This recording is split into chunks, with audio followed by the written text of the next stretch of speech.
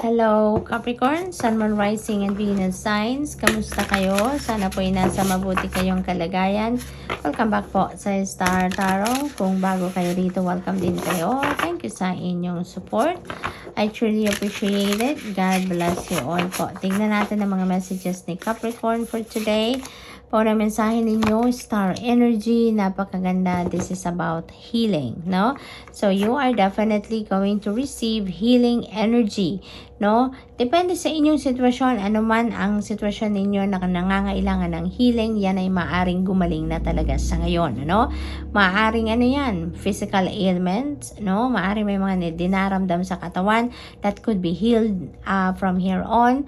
Maari din naman na emotional aspect ito na pinagdadaanan ninyo and you might receive also healing for that. Maari din na financial situation, no?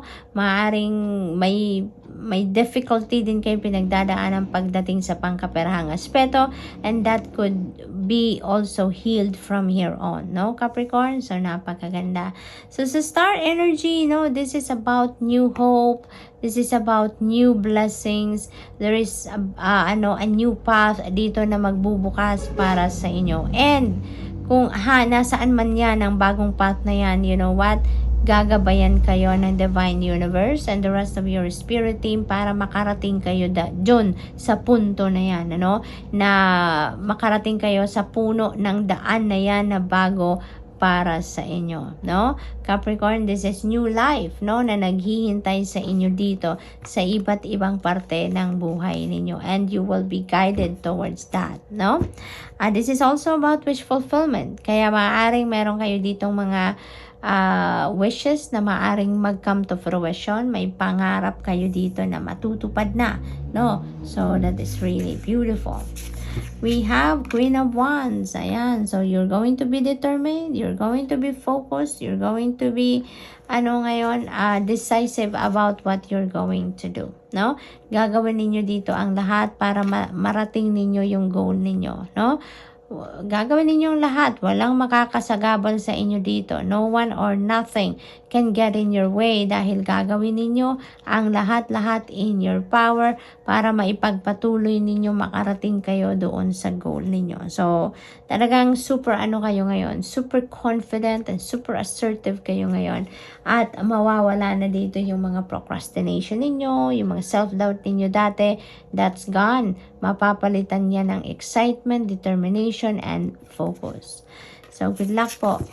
We have the patient witch. Ayan. So, ang iba sa inyo dito, no? Parang nanggagaling kayo sa isang sitwasyon na parang naburyo kayo, nabored kayo. Kasi parang huminto ang lahat, no? Parang tumigil ang lahat dito. Parang stagnant energy itong bumalot sa inyo dito somehow, no? Parang dito kayo nanggagaling, no? At magigising kayo dito, tatayo kayo dito sa pagkakahiga ninyo dito. Kaya nga nandito si Queen of Wands, no? Ito yung bigla na lang dito magkakaroon siguro kayo ng bagong idea, bagong inspiration, bagong plano. Kaya parang at some point your passion will be reignited dito, no? Babangon kayo dito talaga at magiging excited kayo, no? Mawawala na, malilift na kumbaga ang stagnant energy dito, and with that, no, talagang gagawin ninyong lahat. Wala na kayong dito, pag-iisip-isip pa, you're going for it. No, kung ano man dito, mga bagong idea na dadating sa iyo, new perspective, ay nako, talagang gagawin ninyo ang lahat. Tatayo na kayo dyan sa inyong pagkakahiga at wala nang makakapigil sa inyo. Walang makakapahinto sa inyo dyan. Arangkada na dito si Capricorn. We have 7 of Cups, multiple opportunities. Ayan, so malilito pa kayo dito. Marami siguro talaga mga opportunities ang parating sa inyo dito, no? Yung new beginning energy, nahatid ng star energy dito, yung bagong path na magbubukas na ito, maaring marami din kayong pagpipilian bago ninyo makuha no, ang ano niyan, ang new path na yan, ang bagong endeavor na yan, ano. Dito kailangan pa ninyong mamili, no, kailangan ninyong pag-isipan ang kung ano ang mas pasok sa criteria ninyo, mas kailangan ninyong pag-isipan dito kung ano yung mas makakabuti sa inyo sa ngayon, no. At maybe you're going to consider dito kung ano na yung mga nagawa ninyo sa in the past, ano na mga nangyari in the past, at alam nyo na ngayon kung alin yung mga opportunity dito na hindi ninyo kukunin, at alam na ninyo dito kung ano yung dapat sa inyo sa ngayon, ano yung best para sa inyo sa ngayon. So good luck, Capricorn, and that's all I have for you for today. Thank you for watching. Love and light. Namaste. Hello Virgo, Sun, Moon, Rising, and Venus signs. Kamusta po kayo? Sana po ay nasa mabuti kayong kalagayan. Welcome back po sa Star Tarot. Kung bago kayo rito, welcome din kayo. Thank you sa inyong support. I truly appreciate it, and God bless you all. Pauna mensahe ni Virgo ay Nine of Pentacles. Ano naman, swerte ngayon ni Virgo. Napakaganda ng inyong sitwasyon sa ngayon, kasi ito ngayon yung panahon para mag-take a pause, magpahinga, mag-step back kayo ng kahit saglit lang sa kung ano man ang inyong pinagkakabisihan, and savor the results of your success. Savor the fruit of your labor ngayon, Virgo. Kasi this is the period wherein makukuha nyo na kung ano man ang inyong tagumpay, ang bunga ng inyong pagsisikap, no? Ang bunga ng inyong pagtatrabaho, return of your investment dito. Ngayon nyo na yan makukuha, ngayon nyo yan mai-enjoy. Kaya give yourself time to do so. Give yourself time para i-savor ninyo ang inyong tagumpay sa ngayon, Virgo. Okay? You deserve it. We have Cozy Witch. Ayan. So, you are about to embark on a new beginning. You are about to start fresh. Ngayon sa buhay ninyo, you are going to take risk. You are taking a chance on something dito. Handa na kayong mag-step forward sa buhay ninyo and start a new beginning. No? Maaaring ang sitwasyon na to is something na may require you to get out of your comfort zone. Maaring yun ang gagawin ninyo sa ngayon. Kaya you are going to take a chance. Susubok talaga kayo dito, no? It might be like a suntok sa buwan, but you are trusting yourself. You are trusting your capabilities dito. Pinagtitiwalaan ninyo ang inyong mga kakayanan, at higit sa lahat, nagtitiwala kayo that God has your back. Kaya buo ang inyong loob dito na gawin ito, no? It's totally new for you kung ano man ang sitwasyon na to, pero buong-buo ang inyong loob na mapagtatagumpayan ninyo to, kakayanin ninyo ito, because you know that the Spirit has your back, no? Laging nandyan, nakabantay, tumutulong sa iyo, sinusuportahan ka, kaya malakas ang inyong loob, no? So what else, Virgo? We have the moon energy. Ayan. So, maybe matagal ninyo itong pinag-isipan, ano? Matagal ninyo itong pinag-isipan na bago kayo nakapag-desisyon dito na magte-take chances kayo dito, no?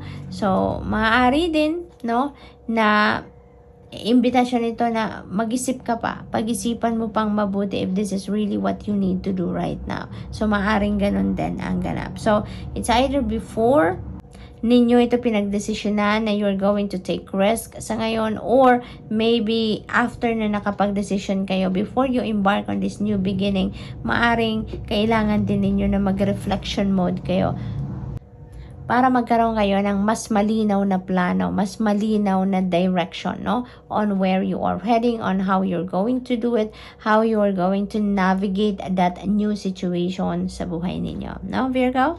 So, what else? We have star energy. You have nothing to worry about dito, Virgo. No, you have nothing to worry about because there is divine guidance. You will be guided talaga. So maybe kung ano man ang sisimulan ninyo itong bago, no? Kung ano man ang bagong endeavor or whatever this new beginning is, no? Na gagawin ninyo sa ngayon, divinely guided kayo. You will be led, no? Iilawan ng divine universe ang daan patungo sa kung saan ka man dapat pumunta, no? Kung ano man ang dapat mong gawin dito, or kung ano man ang path na dapat mong tahakin dito, for sure, that will be illuminated for you. Kaya ang napakahalaga dito, Virgo, sikapin ninyong lagi kayong makikinig at susunod kayo sa divine guidance. Pakinggan ninyo kung ano ang intuition ninyo, anong bulong ng inyong intuition ninyo, dahil diyan pumapasok ang divine guidance. Most of the time, no, intuitive messages and intuitive nudges ang pinapadala sa atin ng divine universe para gabayan tayo, no, sa mga dapat nating gawin. And that could be the case para sa inyo. Kaya sundin ninyo, lagi kayong makinig sa inyong intuitive messages, okay? And this is also new beginnings talaga. There are new beginnings, new hope, new blessings. You are so blessed, no, Virgo? You are so blessed. Ang daming biyayang parating sa inyo. Ang daming gabay, ang daming blessings na parating sa inyo dito, no? Including wish ninyo. Maaaring mag-come to fruition din sa ngayon because the star energy is also wish fulfillment energy. Kaya maaaring meron din kayong mga wish or wishes dito na magmamanifest na sa buhay ninyo, no? So, good luck, Virgo, and that's all I have for you for today. Thank you for watching. Love and light. Namaste. Hello, Taurus, Sun, Moon, Rising, and Venus signs. Kumusta kayo? Sana po ay nasa mabuti kayong kalagayan. Welcome back po sa Star Tarot. Kung bago kayo rito, welcome din kayo. Thank you sa inyong support. I truly appreciate it. God bless you all. Tignan natin ang mga mensahe ninyo for today, Taurus. Paunang mensahe po ninyo ay Two of Wands. Ayan. So, maaaring ang iba sa inyo sa ngayon ay nasa strategizing and planning stage, no? Maaaring nagpaplano kayo ngayon ng mga bagay-bagay for the future or kung ano man, parte ng buhay ninyo na gusto ninyong baguhin, mga ganon ba? Or new plans, no? Maaaring related yan sa pagkakaperahan ninyo or maybe about relationship, about family. It could be in any area of life na maaaring pinagpaplanuhan ninyo sa ngayon, no? And maaari din na nasa gitna kayo ngayon ng pagdedesisyon, no? Maaring may mga options or choices kayo na kinakaharap ngayon at pinagpipilian ninyo, no? So maaring ganon ang ganap dito for some of you. Kaya parang siguro nagmi-mini-mo kayo ngayon. Ano ba ang uunahin ko? Alin ba yung pupuntahan ko? Saan ba ako dapat pumunta? Saan ako dapat tumungo? Yung mga ganon, ano? So, maaring nasa fork in the road stage din ang iba sa inyo dito, Taurus, no? Na you don't know which way you're going sa ngayon, no? Kaya in cases like that as well, makakatulong din sa inyo yung intuition ninyo, no? Yung intuition natin is our guide, no? That is our constant guide. Kaya 24/7 you can access your intuition. You just need to listen to it. You just need to tune in to your intuition at makukuha ninyo ang sagot sa mga tanong ninyo, no? So, Taurus, kailangan nyo lang na patahimikin ang inyong isip, ipagpahinga ang inyong katawan, and with that, maririnig ninyo kung ano ang bulong ng iyong intuition. Okay? We have Ace of Swords. Ayan, napakaganda nito. Alam mo kung bakit? May mga bagong epiphanies, significant breakthroughs, new ideas, new inspiration na parating sa inyo dito. And that could be a big help para dito sa inyong pagdedesisyon, no? Yung divine guidance din yan yung mga inspirasyon na yan, yung mga new ideas na yan, that is being planted sa isip natin, ng divine universe. And that could be the help, no, dito para makapag-desisyon din kayo ng maayos, no? So, may mga brilliant ideas dyan na papasok, no? And that is going to bring you to victory. That is going to bring you to success, no? Yan ang magiging susi, kumbaga, para sa pag-move forward ninyo sa buhay ninyo, no? Sa kung ano man ngayon ang pinagdadaanan ninyo, tulad nito, pagdedesisyon, no? That could be the key para makapag-desisyon na kayo, no? And you can move on. What else? We have Three of Pentacles. Napakaganda. You have a very supportive and helpful people around you dito. Supportive energy ang laging, alam mo yun, laging nakapalibot sa inyo dito, no? So, napakaganda nito kasi anuman ang pangangailangan ninyo sa ngayon sa buhay ninyo in whatever area of life is lagi kayong may masasandalan, lagi kayong may mahihingian ng tulong, at saka yung mga taong ito nasa paligid niyo, they are always willing to help you, to provide you help, no? Laging nakasuporta sa inyo, yung ganon. Parang lagi kayong kung meron kayong gagawin, kailangan ninyo ng katulong, lagi silang nandyan, nag-uunahan pa siguro yan para sumabay sa'yo, tumulong sa'yo, yung ganon. So, there could be teamwork dito, no? Maaring meron kayong isang proyektong gagawin at yung mga taong nasa paligid ninyo na they're always willing to help you, mga kaibigan, kamag-anak siguro, yung ganon. You are going to work on that project as a team. Maaring ganon. It could also be a work situation, no? Yung teamwork na to could be also in work situation. Maaring you're going to collaborate with someone else dito. Maaring papadalhan kayo ng boss ninyo sa trabaho ng partners na makakatulong ninyo sa task na yan, no? Yung maaring ganon din ang ganap dito. But definitely, no? Pag tulong-tulong, hindi ba? Pag maraming ulo ang nag-iisip, nagtutulungan para sa isang task, sa isang proyekto, mas mabilis matapos ang ginagawa, mas nagtatagumpay. Dahil, di ba? Yung contribution ng bawat isa matters, 'di ba? Mas maraming ulo ang nag-iisip, mas maraming ideas, mas mabilis ang tagumpay. So what else? We have 7 of Wands. Ayan. So may mga tao dito na maaaring sa'yo. Siguro mga naiinggit ito sa'yo. Kaya parang, you know what? Yung binabantayan ka. No? Alam mo yun? Yung parang they are pointing their fingers on you. No? Para ma-intimidate ka, para mawindang ka, ma-overwhelm ka, ma-stress ka, yung gano'n. No? So, feels like may mga inggitera at inggitero dito sa inyong paligid. And maybe they are working together para anuhin ka, i-take down ka sa kung nasaan man ang posisyon mo sa ngayon. But, you know what? No, Taurus? Stand your ground, no? Stand your ground as long as alam mo kung anong ginagawa mo, alam mong wala kang inaapakang ibang tao, no one can take you down, no one can intimidate you, no?